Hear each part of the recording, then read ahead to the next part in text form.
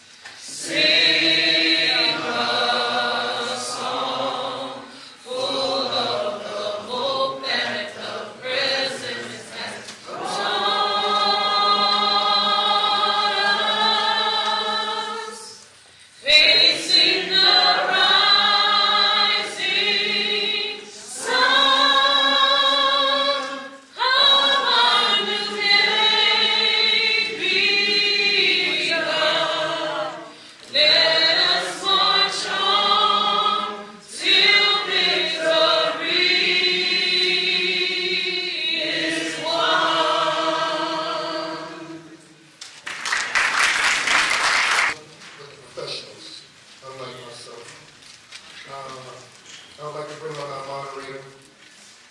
Our moderator, who is a vice president and partner of the Alamo Insurance Group Incorporated. She is responsible for driving the growth and expansion of the company, helping to propel Alamo to its current position as one of the largest certified minority-owned full-service insurance brokerage firms in the country. Our moderator attended Fairleigh Dickinson University and completed her students Trinity College and University of Suffolk Falls of South Dakota, where she earned her bachelor's degree in business administration.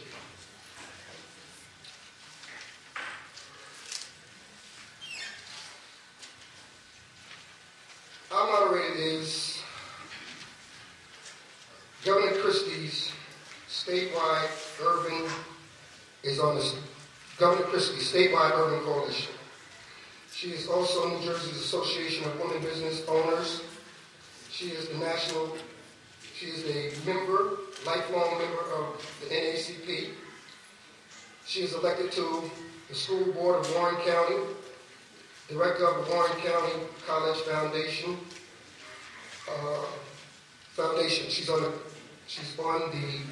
She's the director of the Warren County College Foundation Board.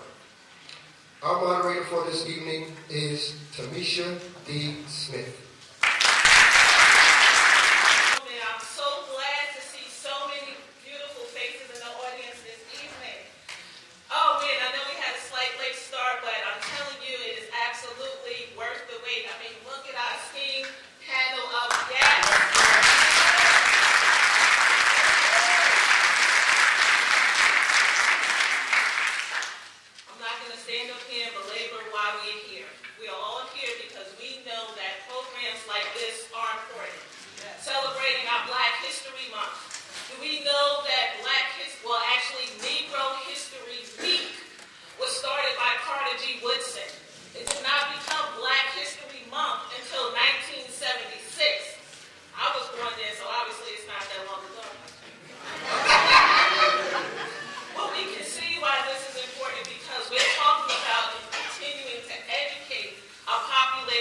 our youth, our families.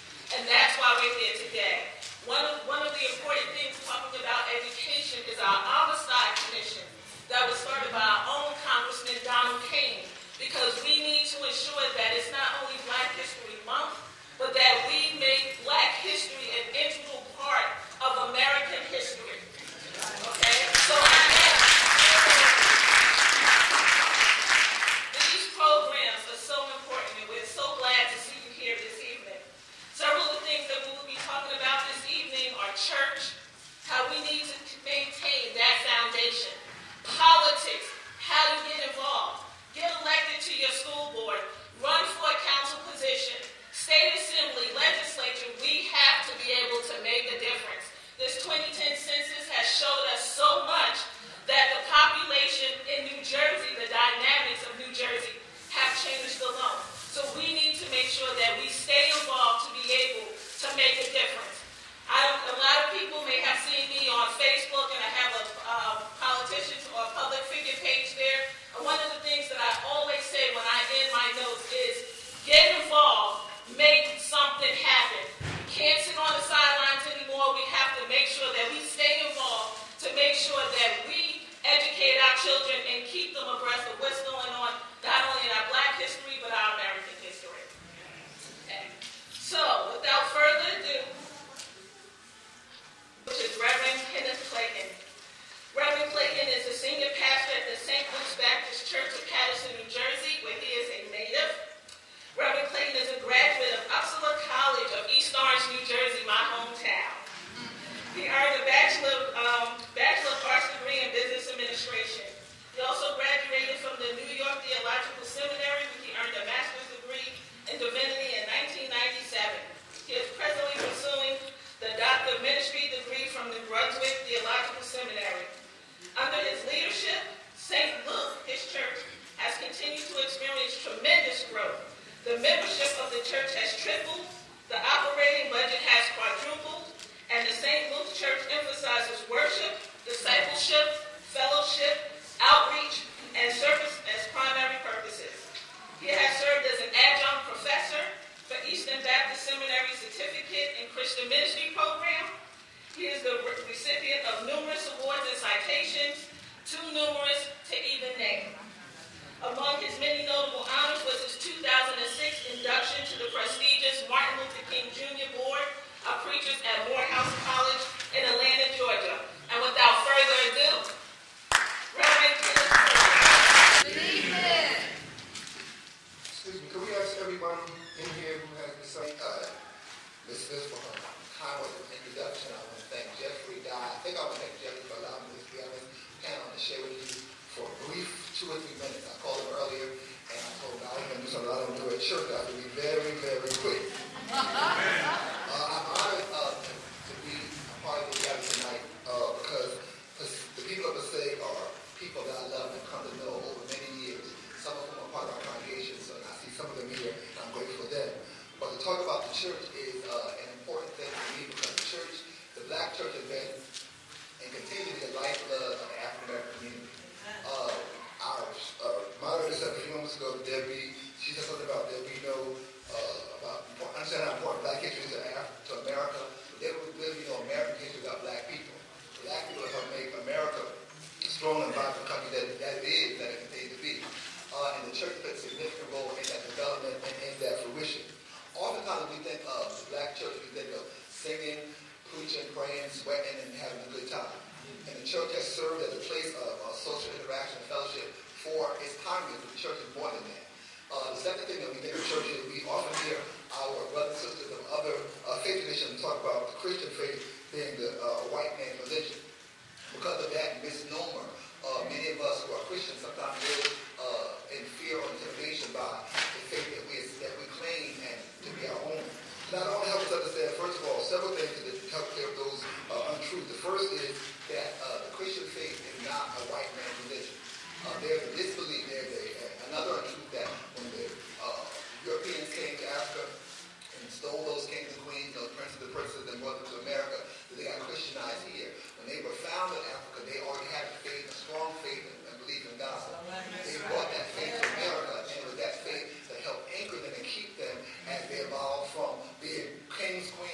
slaves who aspire for freedom. We see that in their songs and their being and their ability to endure the hardship that were entrusted to them. So the Christian faith is indeed a faith that has been espoused and anchored that black people and people of color for centuries and for many, many years. In fact, those of us who read the Bible know that the Revelator talks about Christ, talks about him being a black man, hair being like sheep wool, his feet like polished brass. He was indeed a man of color, who the child was taken to Egypt and hidden there. You could not hide a white child with blonde hair. So it's clear to us that our faith, those of us who are Christians, that our faith is a faith that has been a faith that has kept and anchored people of color for centuries. We came to America with that same faith, and it was deepened and it was enriched by the challenges that we face as people. Our hardships, our pain, our struggles, the attempt to dehumanize us and make us nothing only strengthen our faith and commitment to a God who is able to keep us and endure us in all things. Those trials that we endured from being brought to Africa, being brought from Africa, being brought to the American soil, in the ensuing years, though they were vicious and they were hurtful and mean, they only sought to deepen our commitment, our resolve, and our strength. So much so that the black church was really the originator of all the things that happened in black life. Our schools, our banks, were all organized and began in churches. Because we understood as people of faith that our faith that produced no works was dead. And when people kept things from us, people in church found ways to enlarge our lives to make us whole and to make us real. We think about the civil rights movement that really began, and we would say in the early 50s. December 1st, 1955 is the defining moment in the life of black people in America, and it's the defining moment in the church. That's the night or the day when a woman just got sick and tired. She refused to give up her seat. She was not the first person to do that. There have been many people who have done that before. But Rosa Parks was the right woman at the right moment to fit the bill. She was had been an officer in the ACP in Montgomery, her and her husband had been upset and to the community, and it was that person they decided to use as the poster child, if you will, for this movement. Right. When she refused to give up her seat, when she was jailed, she was taken off the bus and put in jail, a young black preacher, a young black Baptist preacher, 27 years old, named Martin Luther King, was tagged that night as the leader of a movement, and none of them knew then what would happen in the ensuing years.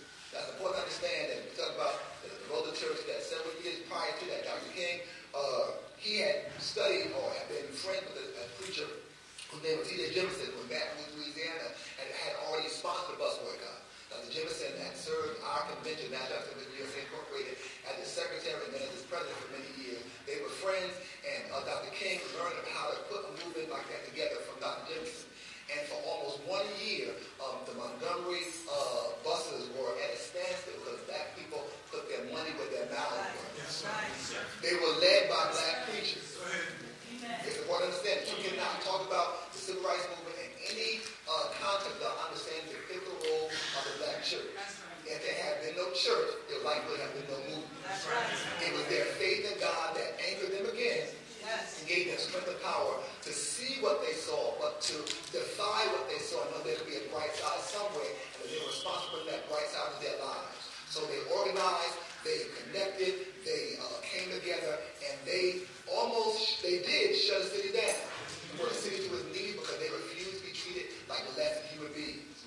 A year after that, 1956, integration of the buses became a reality in Montgomery, and from that small town in Alabama, a movement that changed the world was sparked.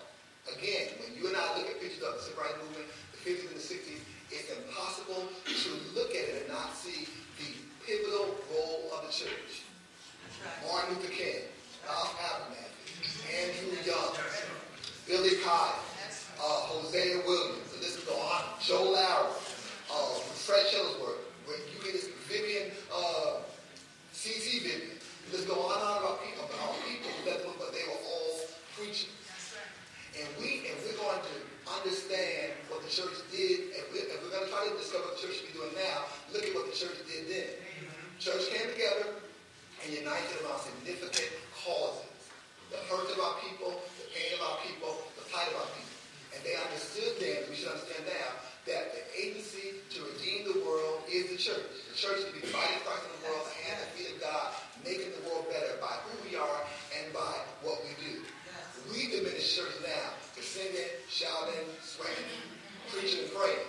And those are essential components of what we do, but that's not all we've been called to do. Because the result of our preaching, praying, swinging, shouting, swaying, singing, shouting should be that we find strength to go change the world. It said of the first church in Acts that either they would help turn the world upside down. Billy Kyle said in our church on Sunday that the black church would help turn the world right side up. And what the church did then, the church will still be doing now. Because though times have changed, the context that we find ourselves living at are still the same. Our people are hurting, our people are being dehumanized in different ways. It's systemic, it's in systems to negate us, to keep us left back, to keep us left behind. But we still have the one true agent of our community is and always will be the church. The question is, for those of us who are part of the church, those who are friends of the church, will we unite and connect and collectively seek to empower ourselves to be now what the church was then?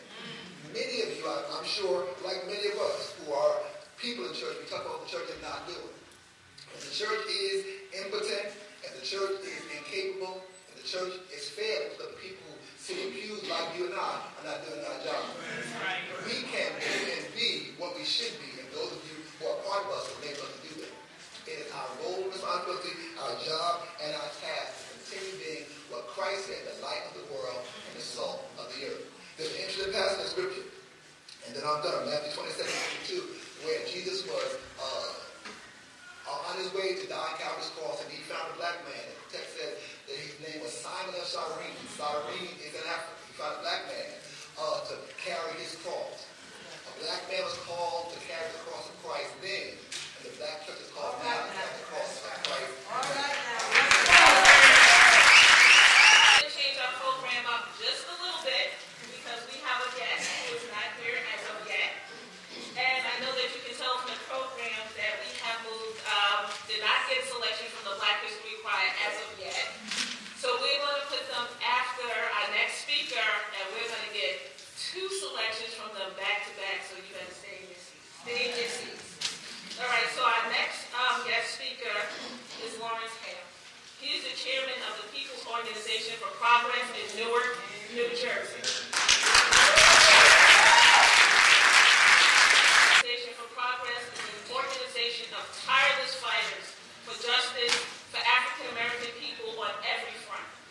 The POP has formed the following purposes: to educate the people about relevant social, economic, and political issues. And we know that that is so important. If anybody saw Governor Christie's budget address today, then you know why this is important. To continuously organize and mobilize the grassroots community so that it can effectively solve its problems and fight for its needs. To improve the social and economic conditions of our community. Again, we have the rich class, we have the middle class, we're being squeezed into the less fortunate. So again, this is so important that we stay involved in our communities and educate our children. To work for the total elimination of racism and sexism. To further develop and increase the political power of working and the poor people. To strive for a more just and equitable distribution of wealth in our society. And to serve as an advocate of human and civil rights. In the activist community, Larry Ham is known as the go-to guy. So without further ado, our next guest speaker, Larry Ham. Y'all feeling pretty strong tonight, huh? Yeah. Let us give a big Passaic County, New Jersey welcome to Dr. Cornel West. A deserved warmest round of applause to that person that played a seminal role in organizing this program tonight, Jeffrey Dye.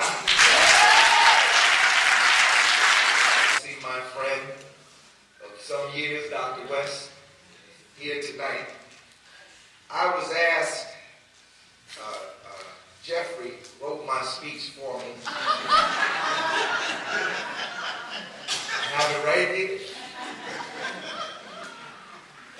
I was asked to talk about unity, Black history, the importance of community activism, and the need for various organizations to unite.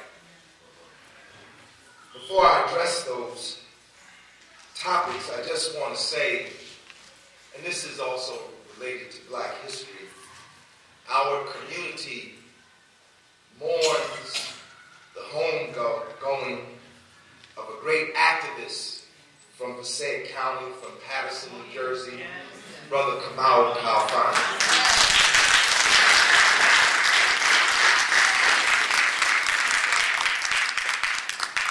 His activism began before he got here. He was a strong voice in the city, I believe, of Las Vegas, Nevada.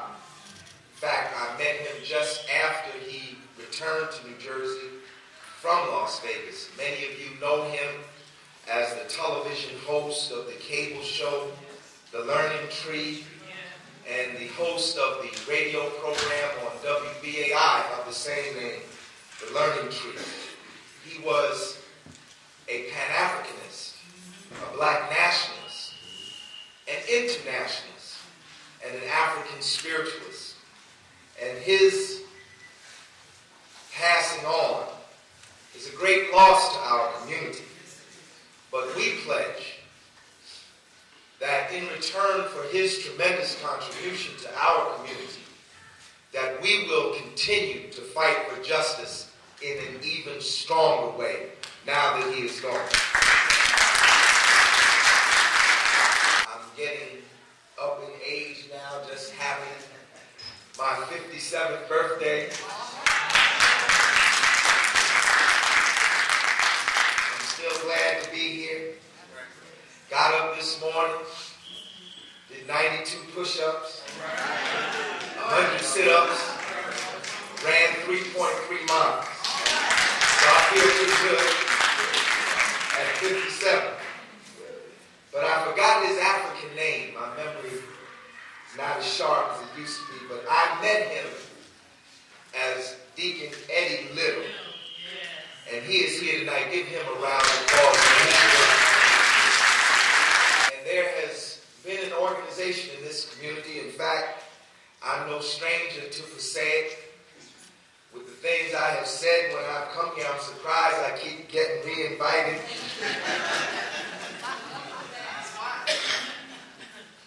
But I was just here, Brother West, for the flag raising.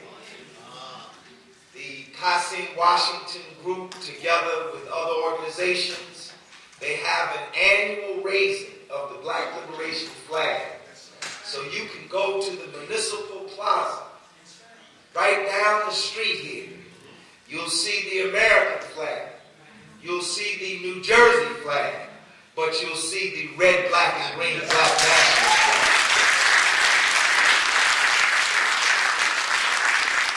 So I want to thank the Kassim Washington group. And is he here? We're giving a big hand for the Kassim.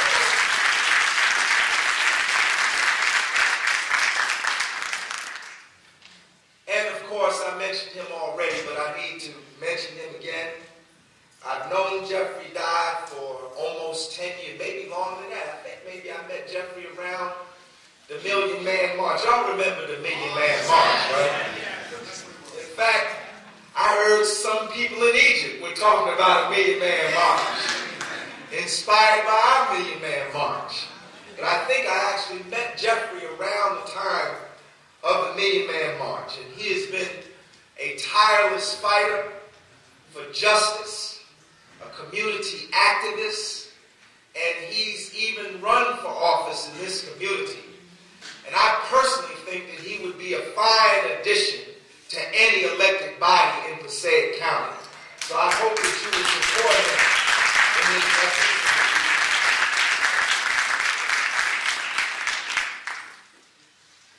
The Reverend that spoke before me, Reverend Clayton, spoke so eloquently about the role of the Black church. And he talked about the role that the church played in the civil rights movement, the role that the church played in the formation of the Montgomery Improvement Association, the role that the church played in the Montgomery bus boycott, Ingrid, the longest boycott in the history of the United States of America, lasting 300 the Montgomery bus boycott. Our ancestors had such strength. And believe it or not, one of the organizers of the Montgomery bus boycott is right here in our community. And you need to bring her in to talk about it. She's an eyewitness, Sister Theodora Lacey. Yes, she was on the original organizing committee of the Montgomery bus boycott, was a personal assistant to Dr. Martin Luther King, was even a part of his security team during the Montgomery bus boycott. See, you don't always have to look outside of your community for the great people in our history. These people are right here among us. But you have to have a keen eye and a sharp ear. You have to be aware and read and see what's going on to identify these people. There are many people like Theodora Lacey that are around. But this year marks the 50th anniversary of the Freedom Rides, which were also an important event in the civil rights movement. There was the Montgomery bus boycott that ended in 1956. And then the Freedom Rides started several years after that. And I know something about the Freedom Rides because I'm old enough. I don't know if Dr. West is old enough, but I'm old enough to remember segregation. And segregation wasn't just down there in Mississippi and Alabama and Georgia. Segregation was right here in Patterson, in Newark, in other communities. It wasn't just a Southern phenomenon. I can remember, I don't know how many of you remember the RKO projects in Newark, the Branford Theater, the Lowe's, the Paramount. Up until the 1960s, these were segregated theaters. Black people could not sit in the mezzanine. We could only sit in the balcony. I know something about the Freedom Rides because in 1962, I got on a train that still runs. You go down to Penn Station, look up on the board, you'll see the Silver Meteor that runs up and down the East Coast from Florida to Maine. Now, we got on the Silver Meteor in Penn Station in Newark, got on with everybody else, white, black, got on, sat down, sat in front, sat beside some white people. But when we got to the nation's capital, Washington, D.C., the citadel of democracy, the home of the Jefferson Monument and the Washington Monument and the Lincoln Monument, where they keep the Declaration of Independence, it was there in Washington, D.C., that the conductor came to my family and said, we had to move to the rear of the train because they had Jim Crow cars on the trains back in 1960. See, you don't have to just read the history books. History is just a distillation of our lived experience. We need the elders, we need to start talking about what we experienced as young people. That's why there's a disconnect, because we fail to tell the story. The next time you sit down for Thanksgiving dinner and for Christmas dinner and for Easter dinner, don't turn on the game. Gather around the table and start talking about the black history that you lived in your life. And then we'll connect our young people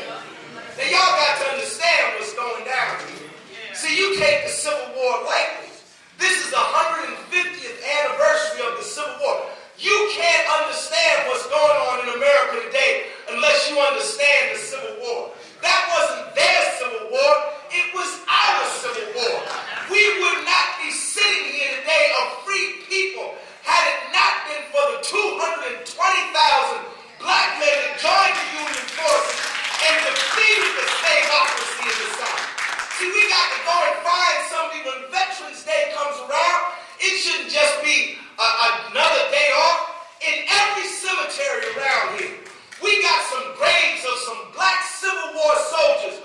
We need to find those graves and go and honor those brothers.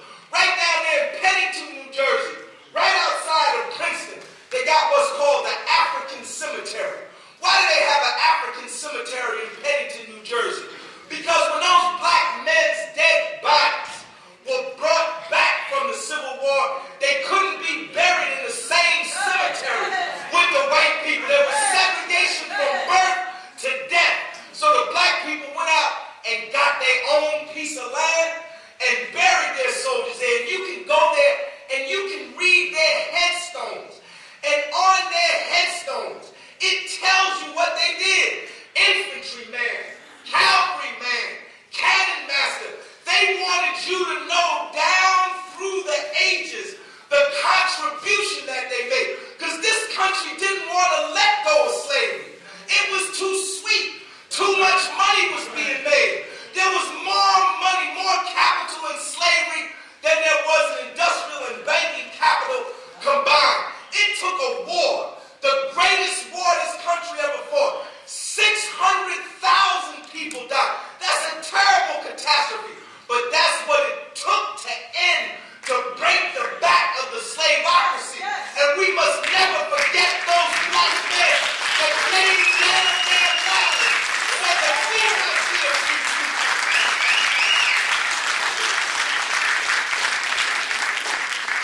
So it's important to study our history. And then it's important to take that study and let that study inform our practice. And what do I mean by practice? I mean, brothers and sisters, that it is time for us to rise up once again. It is time for us to rise up the way we rose up during the 60s. Our people are suffering like never before. And we walk around here zombified by the television and by the radio and by everything else going around, not understanding that we are in one of the worst periods now that we have ever. In 1968, there are more poor people in America today than there were in 1968 when Dr. King was assassinated.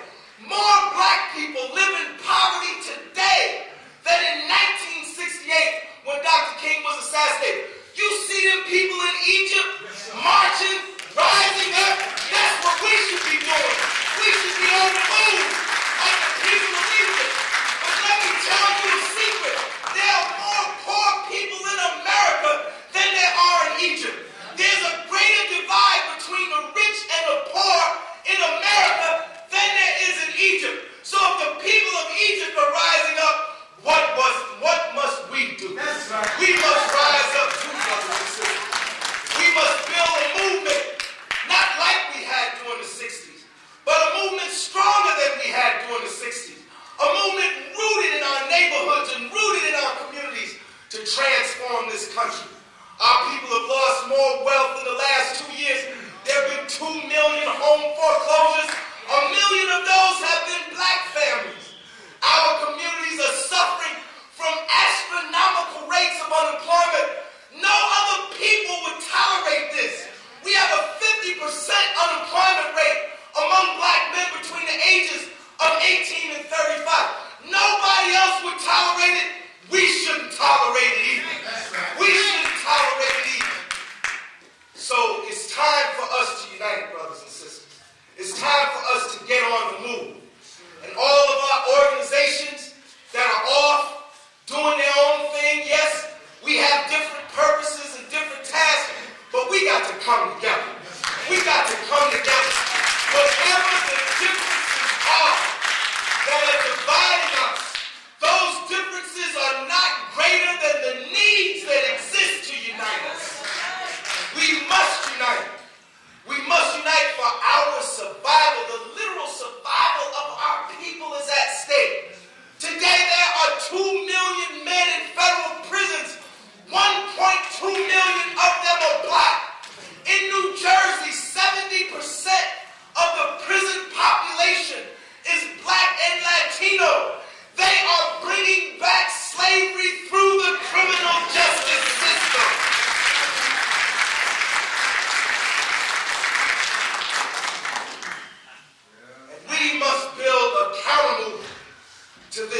our survival and the survival of our children depends upon it. So I say not only must we unite in coalitions, but we must strengthen and build our organizations. Right now, a lot of us walk around here puffed up. I'm the head of this and I'm the head of that. But you can't bring 10 people together on the street corner. You can't bring 10 people together on the street corner. You want to be recognized by this one and recognized by that one. You want your name in the paper. You want your name on the radio. You want to be seen on TV. And you can't bring 10 people together on the street corner. All of our organizations right now should be filled with scores of people. We should have memberships of hundreds, not memberships of 10s and 20s. And all you brothers and sisters that sit on the sidelines, you have to stand up and get involved. They're shooting our people. Tonight I got a call on the way down here. A sister, her son was shot to death by the police. Right on the street. Most of our young men can't even get to jail right now. They can't get to the police car. Basir Farrell was beaten to death. They didn't even get him to the police car. What is this, 1955 or 2011? You call it lynching in 55? You can't get a trial, you get murdered before you even get to the jail. That's a lynching in 2011. A lynching is a lynching. Whether it's done by people in a white sheet or whether it's done by people in a blue uniform. You know, nobody's against the police.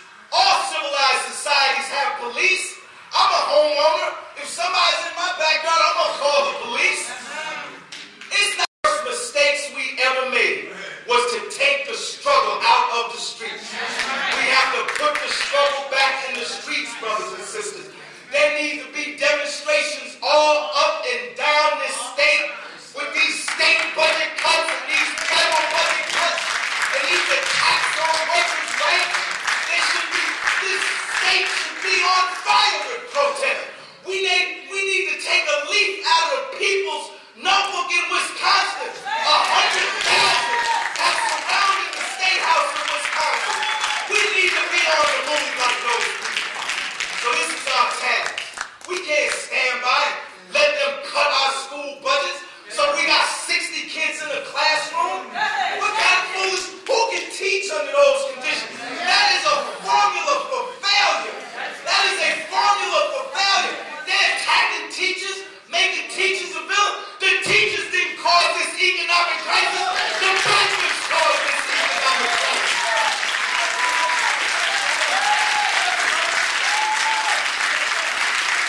They want to make public sex work.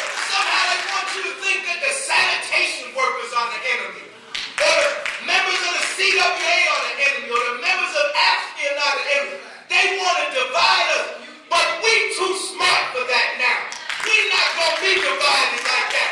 We're going to unite and form a broad people's coalition to fight these attacks on the working people in this country. And brothers and sisters, we need to have a fair and equitable distribution of wealth. You know, we got millionaires in this state. There are people who are making $30,000, $35,000, $40,000 a year. They pay a greater proportion of their taxes than do people making $1 million. It's so bad, even Warren Buffett said that it wasn't right that his secretary was paying more taxes than he did. The rich got to pay their fair share. They got to pay their fair share.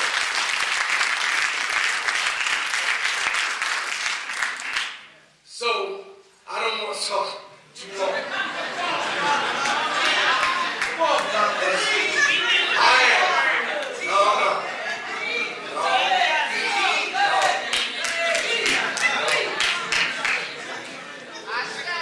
I'm the one who's not fit to tie the laces of the one who's coming after me.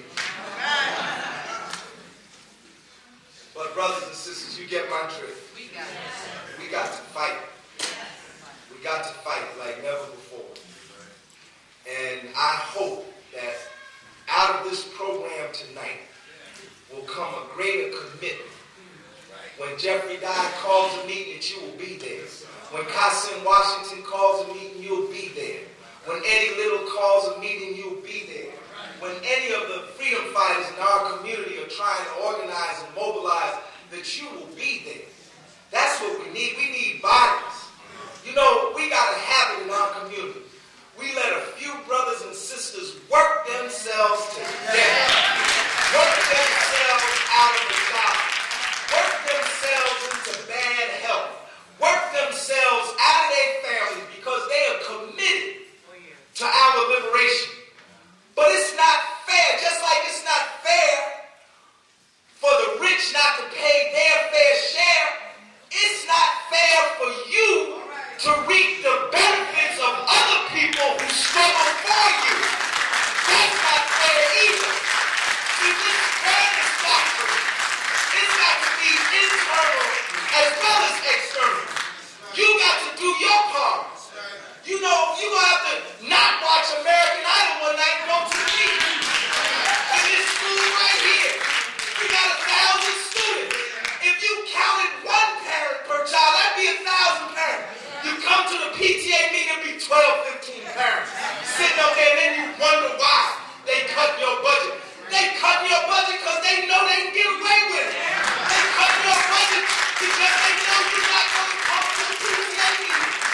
They cut your budget because they know you're not going to come out and vote. Everybody's like, oh, how terrible Christians. A lot of y'all didn't come to the polls. That's why Christians.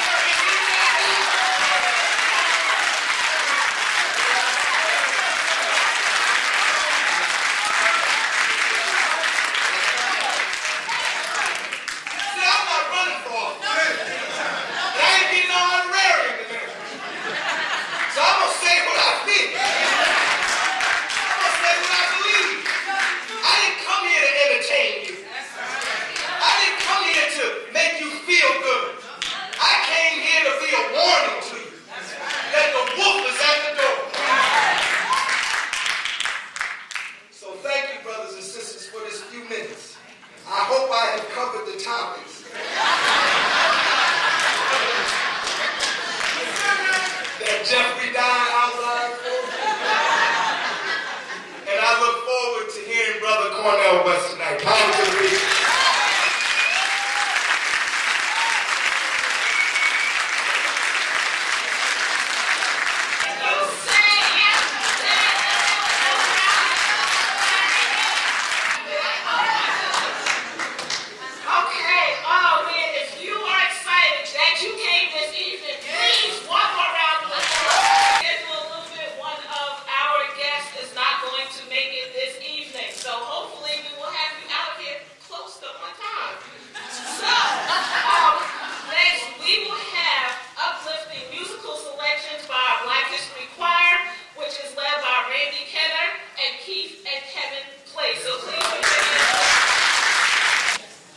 Name the choir ourselves. We call them the Black History Choir because they're always requested at Black History events.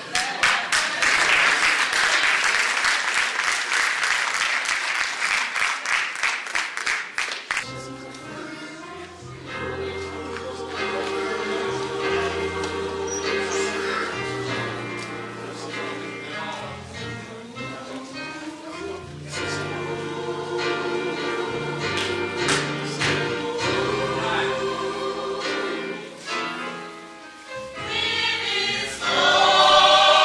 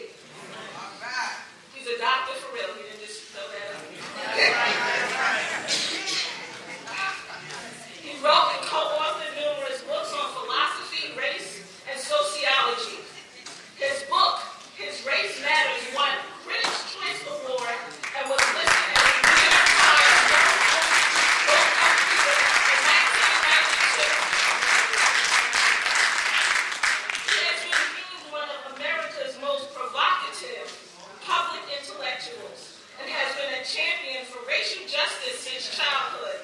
His writing, speaking, and teaching weave together the traditions of the Black Baptist Church, progressive politics, and jazz. The New York Times has praised his ferocious and moral vision. Dr. Cornel West has been a frequent guest lecturer at university campuses nationwide. And tonight, we have the esteemed pleasure of having him here at the Dr. Martin Luther King School in Passaic, New Jersey. Please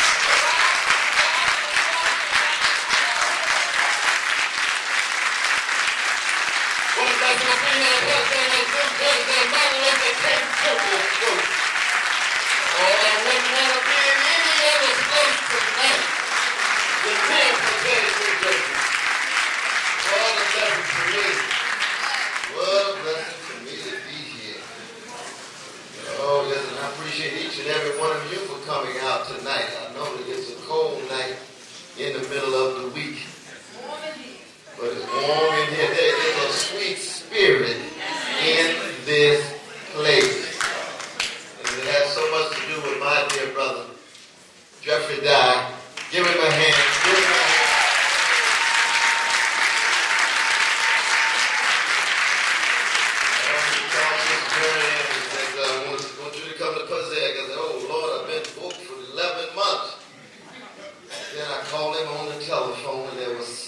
About his spirit, something about his determination. I said, well, I want to make sure that I get a chance to come. And I'm so very blessed to be here. Indeed, I want to salute my dear brother, Reverend Kenneth Clayton, for those magnificent words on behalf of the church. On behalf of the church. St. Luke's Baptist Church. I see my AME brother here, one of the great leaders, Brother Shrank. Well, give him a hand, give him a hand. Let's sit together.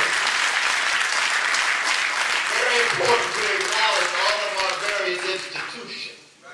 I happen to be a Jesus-loving free black man. I can't conceive of myself without Shiloh Baptist Church and Reverend Willard P. Cook and Deacon Hinton and Sarah Ray, my Sunday school and vacation Bible school teacher. So I acknowledge them. They're all up in me. But I also salute my Muslim brothers and sisters. We can't conceive of black history without Malcolm X. We can't conceive of black history without the Honorable Elijah Muhammad.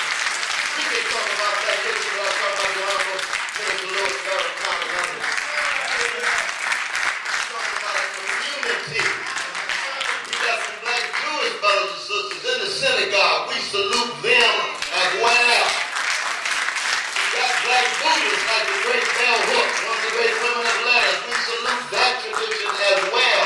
And even in black history, we salute our black atheists and our black agnostics, because sometimes they understand justice better than folk who've been washed in the blood.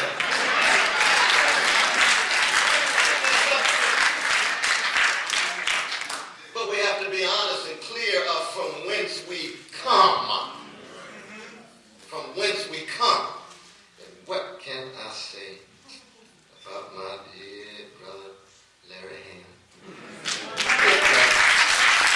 He is a prophet. He's a visionary. He's a long-distance radical pastor. He's a freedom fighter. And I love him and I respect him.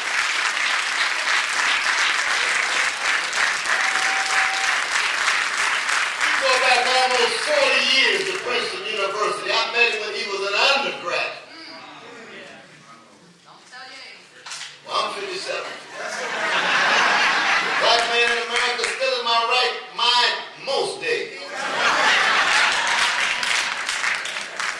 That's an achievement.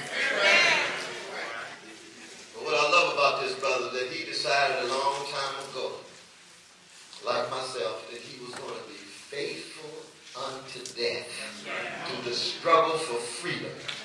That he was going to love black people, even if black people didn't fully understand him. Sometimes you got to love folk not because you want them to love you back. You love them because they're worthy of being loved. You tell them the truth. you struggle, you sacrifice, you serve. That's the kind of human being you choose to be. That's what we talk about with Brother Larry Hand. And I want to also acknowledge my dear sister, Tamisha Smith. What is you? What's still?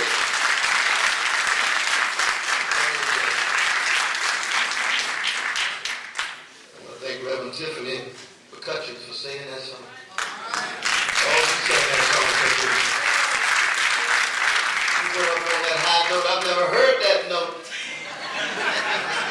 And the Negro National Anthem, man, it fit just right because it came from your heart, your soul, and your spirit.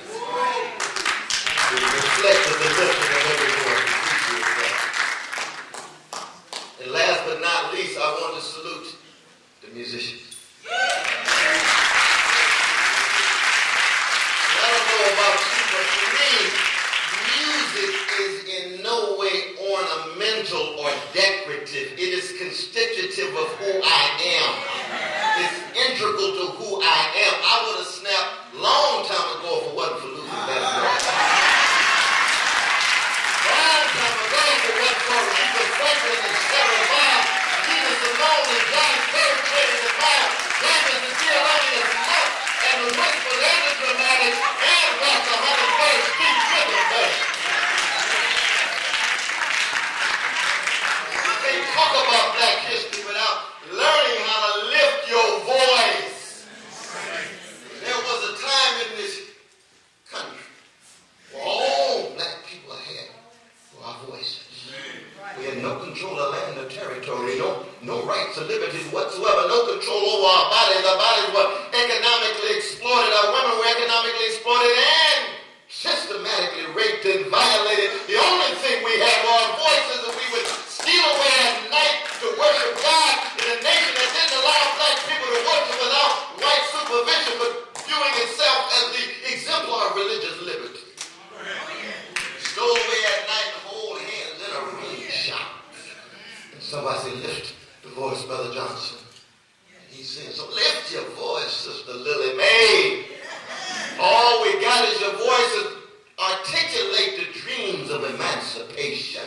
Articulate the visions of freedom. Maybe somewhere down the line, our courage manifested, our voices will be manifest in a people who come together, Hosea 2011, and remember us. Never forget us. Never overlook what we came from. That's why, for me, the fundamental question of black history is always the fundamental question for any human being. I don't care what color, what culture, or civilization. And that is, what does it mean to be human? And what kind of human being are you going to be in your life? Our English word human comes from the Latin word humando. Humando means burying. That's where the word humanity comes from. That's where the word humility comes from. Down to earth, unpretentious, tied to the soil and the dust and the earth.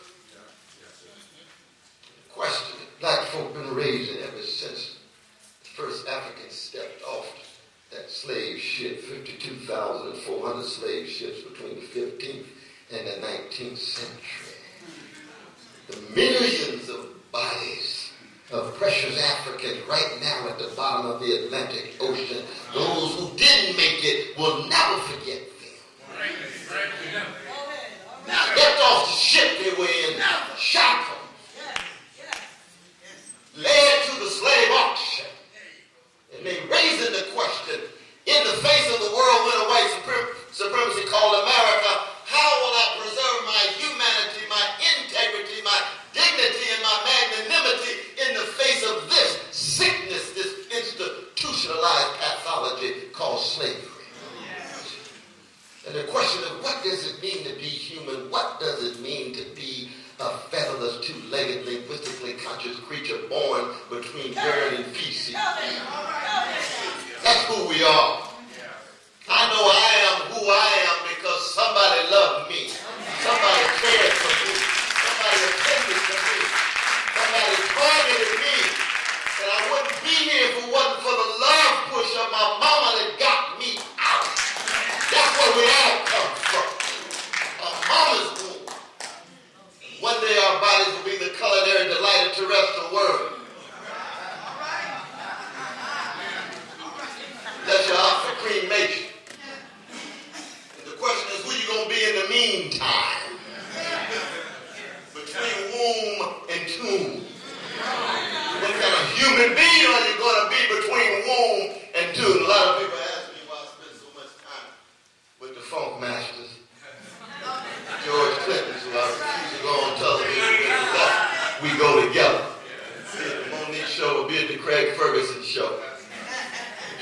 an album with Bootsy Collins, another genius.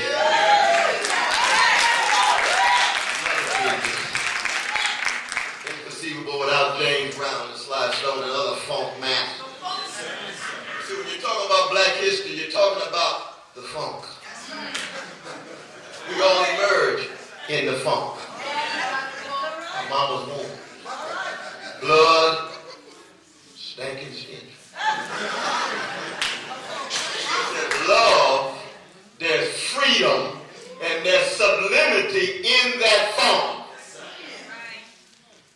And when you talk about black history, you're talking about the funk of American history, because so much of American history is sanitized, sterilized, and deodorized. They want to hide and conceal the funk. They want to hide and conceal the truth.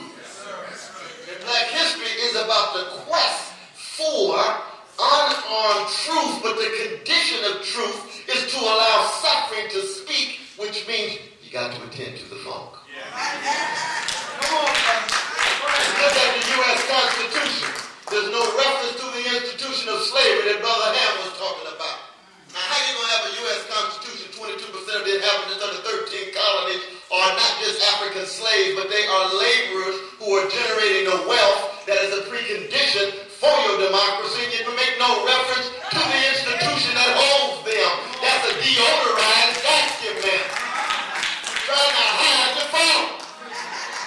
You're going to end up fighting a civil war over an institution not invoked in your Constitution. That's hypocrisy, mendacity. That chicken's coming home to roost. That's listen what you say. Listen, the world's going to come on in the rinse. Sooner or later, truth crushed the earth shall rise again. No lie lives forever. That's like this. But that has to do with people choosing to be courageous human beings. Service-oriented human beings.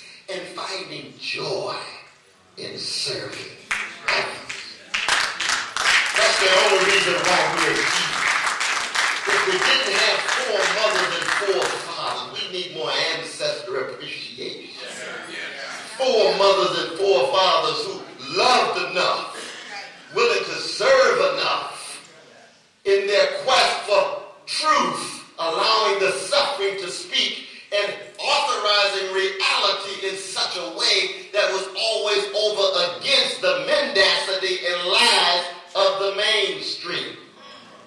Because to the degree to which folk began to believe that the mendacity is reality, you on your way to pathology.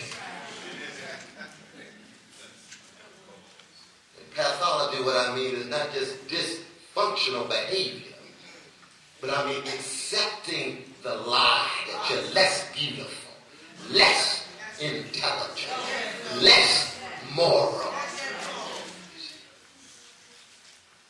We still need a lot of work in 2011 on that. Still need a lot of work.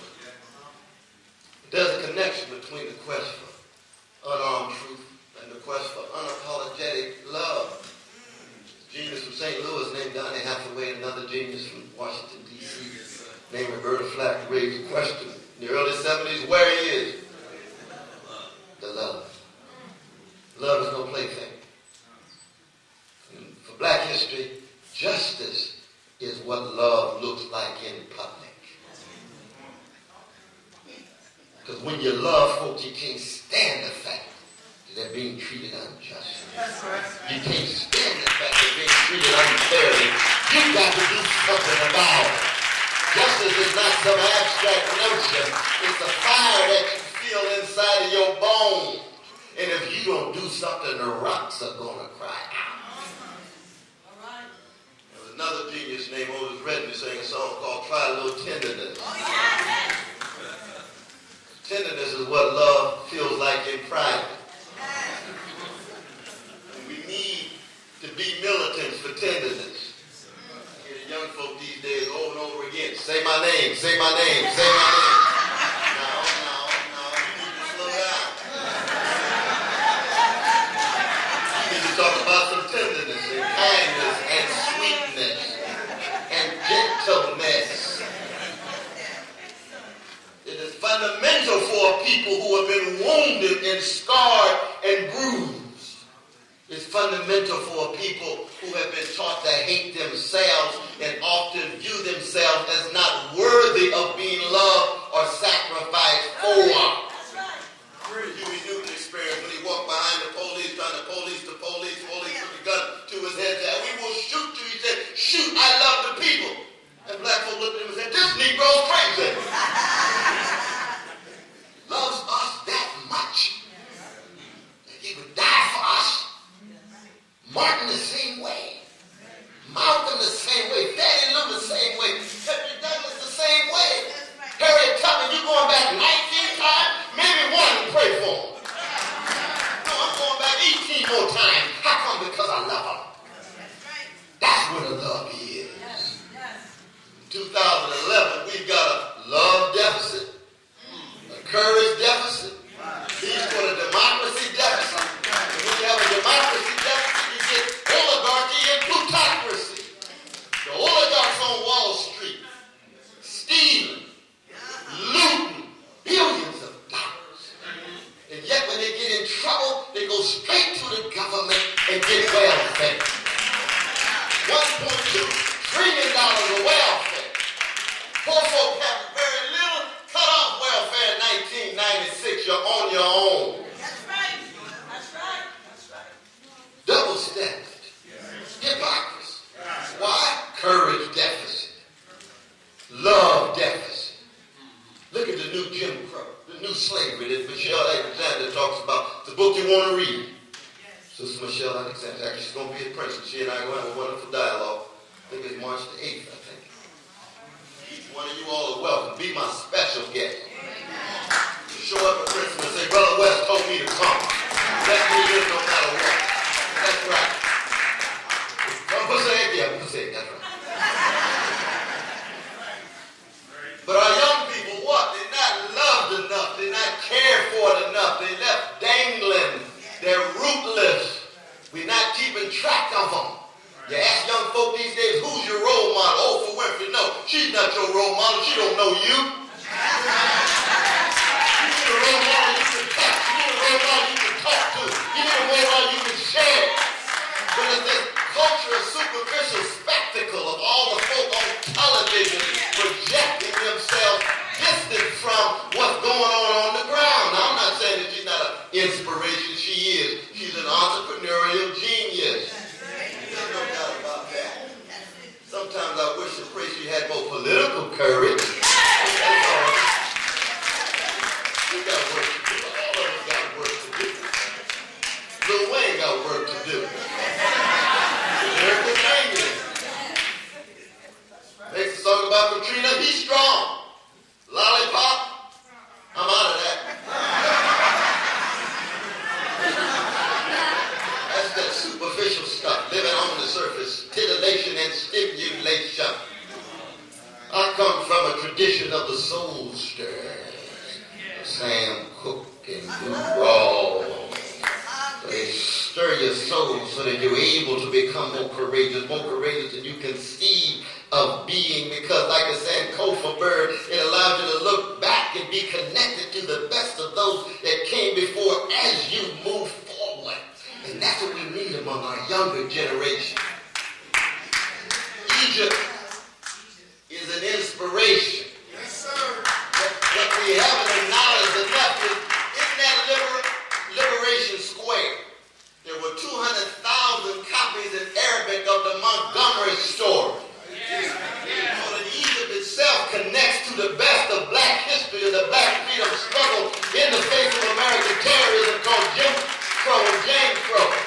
Northern Africa now leading the way in the way in which Southern Africa led the way in the early 1990s with Nelson Mandela, who was viewed as a U.S. terrorist by the U.S. government. Africa now beginning to straighten its backs up, and what did Brother Martin used to say? Anytime, everyday people in the language of Sly Stone, anytime ordinary people in the language of James Cleveland straighten their backs up, they're going somewhere. The folk can't ride your back unless it's big. And the straighten it up, lo and behold, arms start shaking, elite start shaking. oligarchs start shaking, plutocrats start shaking. Oh, we've been bombarding these people with weapons of mass distraction. Just keep them pacified like if we could just keep poor and working people, especially black and brown poor and working people, sleepwalking. Just let them slumber. They don't like folk to come along and wake them up. No, you wake them up too much, you get shot, and that's part of our problem. One of the reasons why our black leaders these days oftentimes are so milquetoast and spineless is that they don't have a spiritual steel backbone because they're afraid to die. They don't want to get killed. If you go back in black history, if no one had died for us, we'd still be in slavery. If no one had died for us, we'd still be in Jim Crow, still be in James Crow. Somebody will have to help. Which means you're going to have to have your spirit together, your love together, and make sure your life is together. So when you leave a legacy, folks will say, who else is going to pick up the mantle? I'm not saying everybody got to die. I'm talking about a slice of ex-Negro. Or post-Negroes, black African-American, whatever you want to call them. But that's a fundamental difference. In the 1960s, what we understood was, you ask the younger generation, who will die for you? That was a long list. Huey, Bobby, Angela, Malcolm, Martin, Curtis Mayfield would die for you. The last poets would die for you. Gil Scott-Heron would die for you. Nina Simone would die for you. You ask young folk these days, who will die for you? Mama. Who else? Tupac, no, he got shot. He didn't die for you. Lyrical Genius, he got shot. Biggie, no, he got shot. Lyrical Genius, he didn't die for you. Who will die for you? It's a different moment. The mentality of a neighborhood versus the mentality of a hood. I grew up in a chocolate neighborhood. Beautiful Negroes everywhere. I didn't have to have mom and dad there because Miss Burton and Mr. Ray kept track of me. He didn't keep track of me. There was love flowing all the time. It was perfect. It was Jim Crow, but that's all right. We had a sense of we in our consciousness. So even when we would go to Princeton, they would steal away and say, you know, Princeton has ruined more Negroes than bad whiskey. Which meant that we had to cut against the grain. Which meant that we had to say, you know what? No matter what we do when we go through Princeton or Harvard or Yale or Rutgers or whatever, we're not going to come out well-adjusted to injustice. We're going to come out mal-adjusted to injustice. We're not going to come out well-adapted to indifference. We're going to come out mal-adjusted to indifference. We're going to come out cutting against the grain. Why? Because in the 60s and 70s, it was clear that you had folk who would not sell themselves for the highest bid. They wouldn't sell themselves. Muhammad Ali, you've been practicing all your life. You're the greatest athlete ever to enter the ring. Take your belt, he said. The struggle for black freedom means more to me than your belt. 3 years, take it. That's the kind of black man I am from Louisville, Kentucky. And I didn't go to college, but the college went through me because I've been studying the rhymes and the language. And I got courage. Don Carlos, Tommy Smith.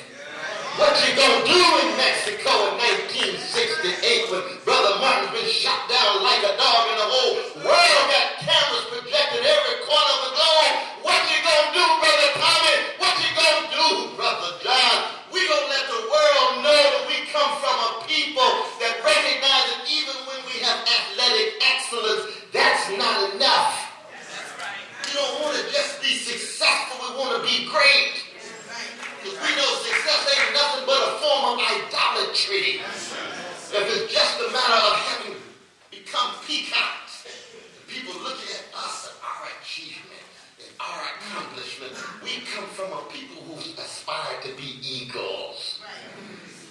peacock strut because they can't fly.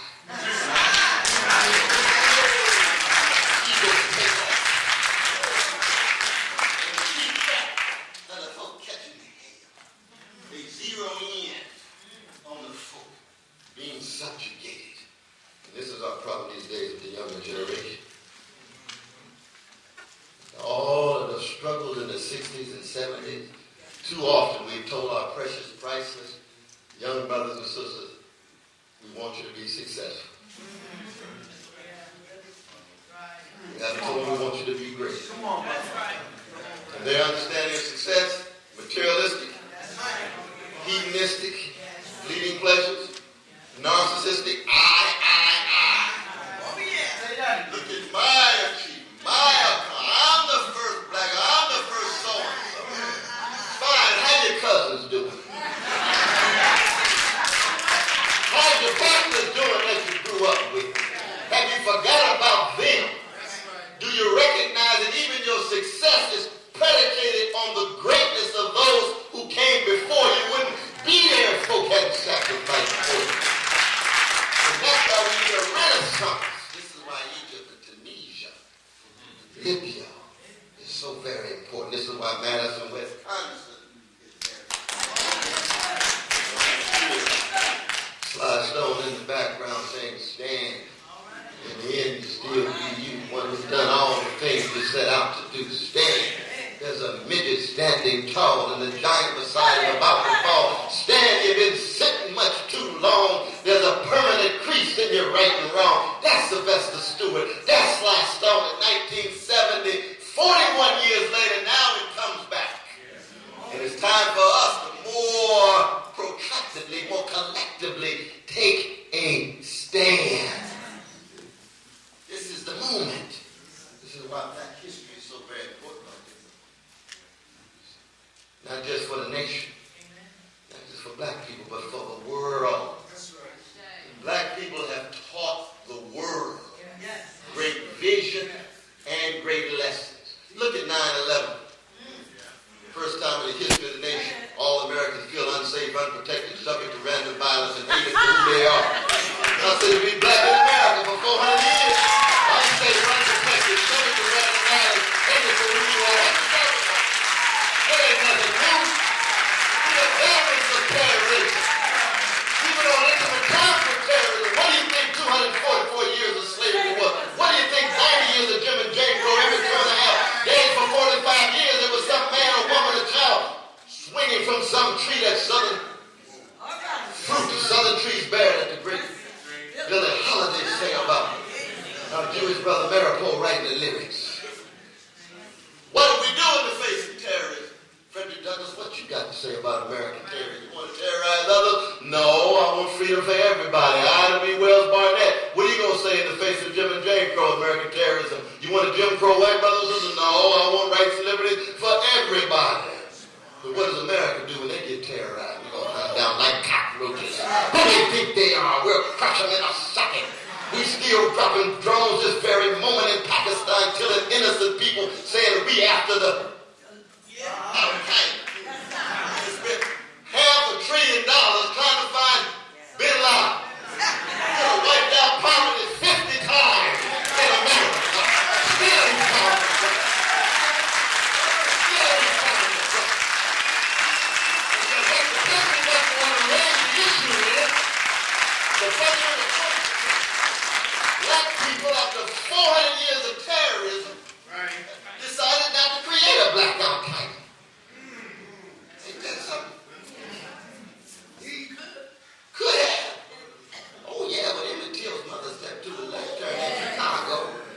Her only baby murdered by cowardly white supremacists, cowardly American terrorists. In gut bucket Jim Crow, Mississippi, dropped the body in Tallahatchie River, brought the body back to Chicago, Robert's Temple Church of God in Christ. 50,000 people marched through that church. She kept the casket open, didn't she? She kept it open. Everybody told her to keep it. She said, oh, this is my only baby. I want the world to see the underside, the funk of America. So keep it open. And that was the first massive civil rights demonstration. 3 months sat out on a bus in order to stand up for justice. And what did she say when she stepped to the lectern? Words for the ages, tears flowing from her face and her eyes. Looked at her baby's head, was 5 times the size of his ordinary head. She cried out. She said, I don't have a minute to hate. I will pursue justice for the rest of my life. She knew the difference between justice and revenge. She said, I'd rather be defeated for the moment with my integrity and dignity than win and be a gangster and a thug like the folk who have mistreated and victimized and murdered and killed my baby. That's what Black history is about. The black people have responded to American terrorism of slavery and American terrorism of Jim Crow in the way America responded to 9/11. There's been a civil war in America every generation. Every generation. There'd be terrorist cells everywhere. America called it crypto faction. I tell my beloved white brothers and sisters, I say, when you see black folk, just give them a standing ovation. Thank you for something like that. Thank you for having me on that. Thank you for all this stuff. Thank you for all this stuff. It didn't have to be that way. It didn't have to talk about love and justice. They could have talked about hating everybody, killing everybody. They could have engaged in collective punishment the way they do in the Middle East. Somebody kill the whole family. That's sick. That's pathological. But it's revenge. It's not justice. Black folk produced leaders that talked about love and justice and fairness. It's a high level of spiritual and moral achievement. So even as so many of us are broke as the Ten Commandments financially, we don't need to be broke as the Ten Commandments spiritually and morally. Part of the challenge these days of our younger generation is dealing with the spiritual malnutrition. They're so hungry, they're so thirsty, but all they get is titillation and stimulation. They feel down and out, go to the mall and consume. Turn on the TV and watch moving images and sound. Zombie-like situations. And there's a connection between spiritual malnutrition and moral constipation. When you know what's right and good, it gets stuck and you can't get it out. It's stuck. Like so many investment bankers, they know that they're involved in gangster activity. It's called greed. It's called avarice. They know what's right, it's just stuck and they can't get it out because the greed blocks any flow of the good and the right. So they're indifferent to working people, indifferent to poor people. Indifference is the one trait that makes the very angels weep. Indifference is the essence of inhumanity. And black folk have been dealing with the indifference of so many folk vis-a-vis our plight and our predicament. How do we keep the tradition alive? That is the question in the year 2011. That's why I love the People's Organization for Progress. If there is no struggle, there is no progress. If there is no love, there is no progress. If there is no willingness to pay a cost, there is no progress. If all black folk decided that they no longer want to be free, they just want to be comfortable, then the struggle is over. Fannie Lou died in vain. Martin King died in vain. That's what the challenge is today. I go into the studios with my hip-hop artists over and over again. I tell my friend I'm old school, I'm Motown, I'm Stax, I'm Philly Sound. No doubt about that. They say, oh, Brother West, we're glad to have you here, but I know you got something to say from the old school. I said, that's right. That's right. I said, when you're talking about Curtis Mayfield, when you're talking about Gladys Knight, you're talking about originals. So I look at this precious younger generation, I see too many copies.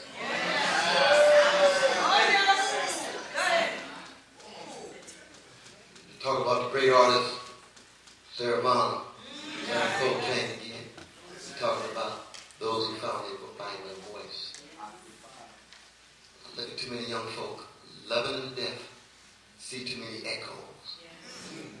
Don't confuse your voice with an echo. Don't be a copy when the best of what made you were original.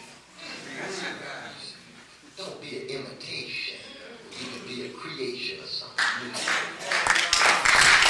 Oh, Brother West, I want to be a star. I want to be a star. The culture of celebrity just penetrates every nook and cranny of the whole society. Somewhere I heard Sly Stone say everybody is a star. The moment you came out of your mama's womb, there will never be anybody like you as a present. You are unique, you are distinctive, you are irreproducible. You got to find your voice, just like your fingerprint on your throat when your voice is articulated. But if all we have are just copies and echoes and imitations, then all we have is a sleepwalking, and then the powers that be sit back and watch us go at each other's throats, disrespecting each other, demeaning each other, devaluing each other, distrusting each other, unable to create the bonds of trust, which is the precondition for unity. And by unity, I don't mean unanimity. It's impossible for families to reach unanimity. How in the world are whole people going to reach unanimity? But we talk about unity. You got a strong family the way I do with Cliff and Irene West. We might have some disagreements inside of the crib. But we got a united front. Oh, we got a united front. Don't you say a word about my mama. Don't say nothing about my father. My sister may not be on the straight rail all the time, but you say something about it. I better hear some love in that correct. That's the kind of unity. But that's not unanimity. Well, so it ought to be. And not just with black folk, it ought to start on the chocolate side of town. There's nothing wrong with loving black folk and loving black folk first. Nothing wrong with it. Love starts at home and starts with your family. I see white brothers and sisters saying, oh, we gotta love black folk and can't stand white folk. I know something wrong with it. You love your mama to that. And there's a whole lot of black folk who love everybody but black people.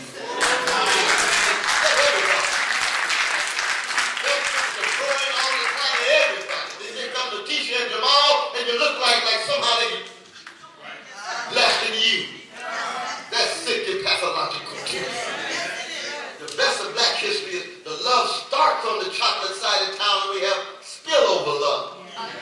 Yes, it gets to vanilla suburbs. Yes, it gets to red reservations. Let us never forget our indigenous brothers and sisters. It gets to the Asian part of town.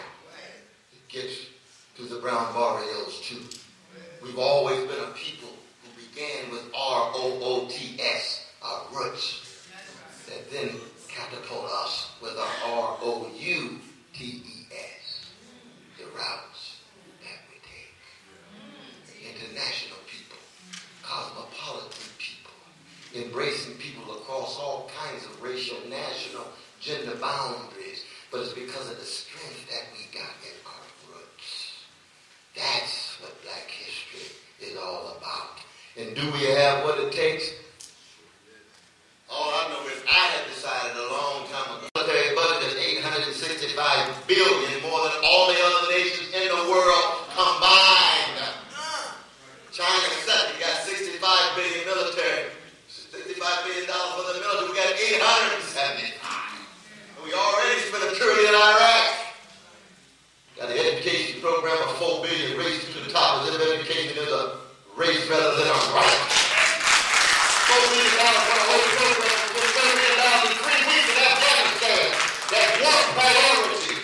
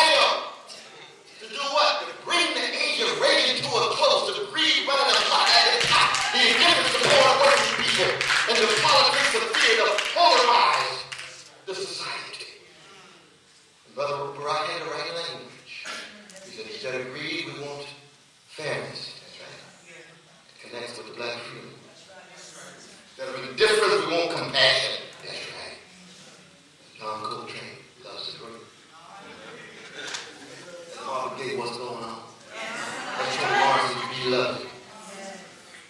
Let's give you one that's love and need love. You connect it to a tradition.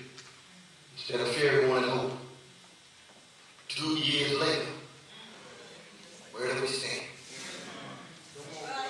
Where do we stand? I love Brother Barack Obama, which means that I will protect him against the right-wing lies. Fox News and others lying on, we got to protect him. Being attacked and assaulted in ways that are unjustified. We got to respect it as a brother, as a human being, and as president. But we also have to correct him. We got to correct him. He wouldn't be in there, but black folks have to get him 96% of the vote. I'm going to be ready higher than ever. Our young people going to jail quicker than ever. Education is worse than ever. And he says what? Oh, I can't be president of black people. I can only be president of the country. He didn't sound that way when he spoke in front of the Chamber of Commerce the other day. You were deferential. He said you wish you brought a cake.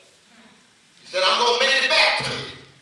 I said, well, what about the all other teachers? They deserve the same kind of respect and investment banks get. Banks are too big to sell. That means black folk too little to rescue. What are you talking about? You got a tradition behind you. You got Martin King in the Oval Office looking at you every day. He shot down like a dog, organizing sanitation workers in Memphis, Tennessee, and his solidarity with babies in Vietnam, understanding the connection between all that money spent in foreign policy and having no money for poor people and working people at all. That's 1968. We got to be more sophisticated. Got folks so obsessed with the cosmetic and the symbolic that it becomes cathartic. Oh, I'm just so glad a black man's in the White House. Yeah, I'm glad he's in there too. Compared to who else would be in there. But I want to know what you're doing. Are you taking a stand? Well, it's a complicated situation, Brother West. You need to know that there's forces. I know what's coming at you. They got 36,000 lobbyists coming from Wall Street in corporate America every day. Where's the lobbyists for poor people? Here come the People's Organization for Progress.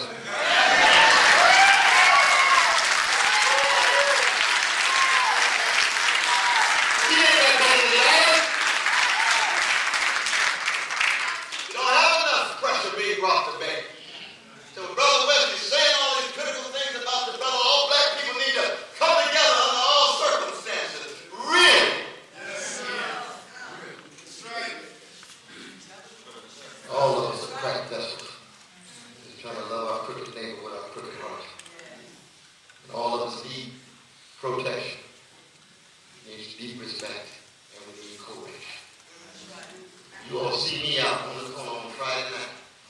Doing something I ought not to do. Having a good time. In love, correct me. We see Barack Obama. If we see a mayor, if we see a governor, whatever comes, leaning toward the strong rather than the weak, leaning toward the wealthy and the rich rather than poor and working class, they need correction. And you correct them by organizing, mobilizing, expressing your vision, and then they have to take a stand. I was just in Chicago for a whole week with my dear brother Rhinefest, running for Altamont. You all know Rhinefest. Yeah. Brother Jesus walks with Kanye West. Lupe Fiasco, all the folk there. And there's Rahm Emanuel. White House says, we'll make a terrific man. Rahm Emanuel is the exemplar of cynicism, opportunism, arrogance, condescension, and was the chief of staff for the president. As uncivil as you can conceive of, cuss out the black congressional caucus. That's why none of them have nothing to do with you. Profanity is flowing every minute. I'm not a Puritan about this, but I don't like profanity. But if you can do it the way Richard Pryor does, that's all right.